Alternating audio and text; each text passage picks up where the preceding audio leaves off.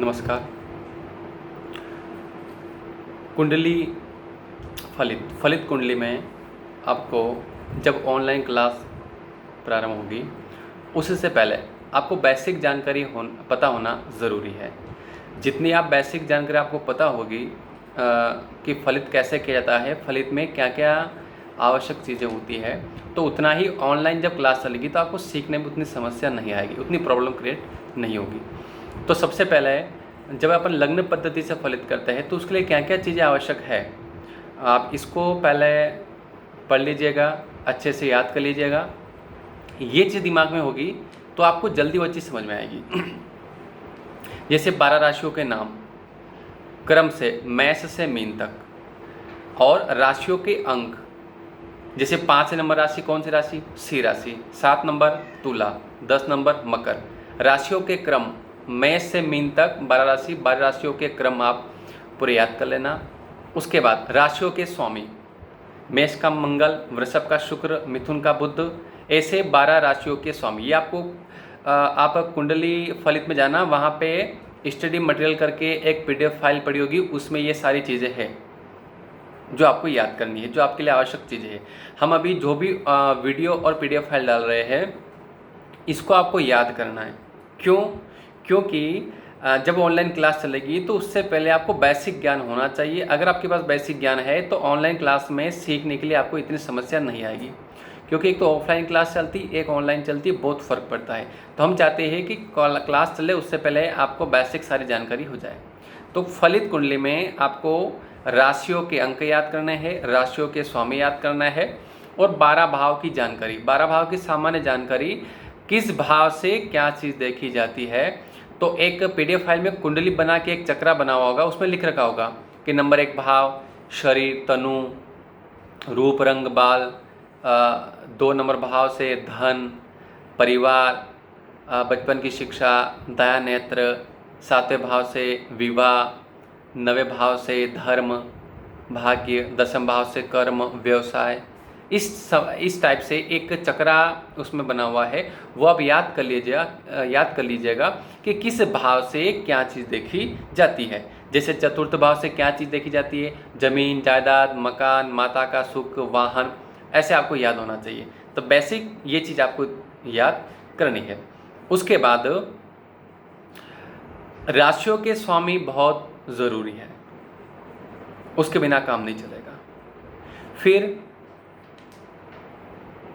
भाव, भावेश, भावस्त, इनमें क्या फ़र्क होता है ये हम आपको एक अलग से वीडियो बना के मैं आपको समझा दूंगा। अभी फ़िलहाल आप ये काम करिए, राशियों के अंक, राशियों के स्वामी और किस भाव से क्या चीज़ देखी जाती है।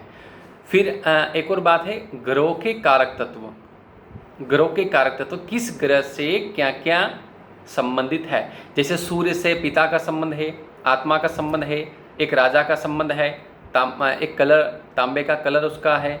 इस टाइप से हड्डी का संबंध है, नेत्र का संबंध है, चंद्रमा से कौन से ग्रह का संबंध है, मतलब कौन सा ग्रह किन किन पदार्थों को, किन किन वस्तुओं पे इफेक्ट करता है, वो चीज़ आपको पता होनी चाहिए।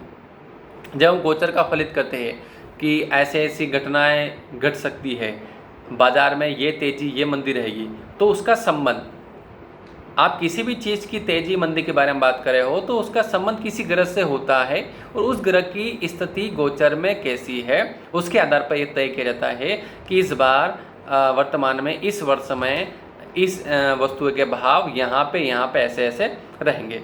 मतलब ब्रह्मांड में जो भी वस्तुएं है, जो भी चीज़ है, उसका संबंध किसी ग्रह से है। बिना ग्रह से कोई संबंध किसी वस्तुओं का हो नहीं सकता है कि इस वस्तु का किसी ग्रह से संबंध नहीं है। किसी न किसी वस्तु का किसी ग्रह से संबंध है। तो आपको पता होना चाहिए कि सूर्य का संबंध सूर्य से संबंधित वस्तुएं कौन कौन सी है। आपके सामने कोई भी चीज़, जैसे मोबाइल है, मोबाइल का संबंध कौन सा ग्रह से है? अपन ने कपड़े पहन रखे, कपड़े का संबंध कौन सा ग्रह से है? शरीर पे बाल है, बाल के संबंध कौन सा ग्रह से है?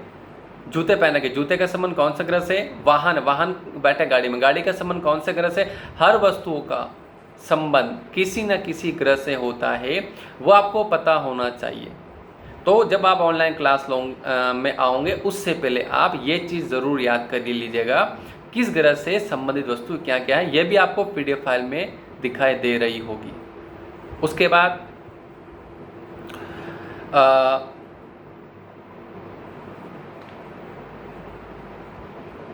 27 नक्षत्र हो सके तो याद कर लीजिएगा, अश्विनी, भरणी, कृतिका, रोहिणी, मृगशिरा, ये भी उस PDF फाइल में है। अश्विनी से लगा के रेवती तक 27 नक्षत्र आप पूरे याद कर लीजिएगा। ये बार बार इसलिए बोल रहा हूँ मैं कि जब भी आप ऑनलाइन क्लास पढ़ोगे तो उसमें चीज़ दिक्कत नहीं आएगी। उसके बाद 12 भाव होते हैं, किस भाव को क्या क्या नाम दिया गया है, 12 भाव कुल होते हैं। ये अपन बात करें लग्न पद्धति से फलित करना, तो जब आप लग्न कुंडली देखोगे तो उसमें आपको 12 भाव दिखाई देंगे। 12 भाव के क्या क्या नाम दिए हैं, जैसे त्रिशिडाएँ, त्रिकोण, मारक, केंद्र, ये सब उनकी संज्ञाएं अलग अलग नाम दिए हैं, कौन सा शुभ होता है कौन सा अशुभ होता है।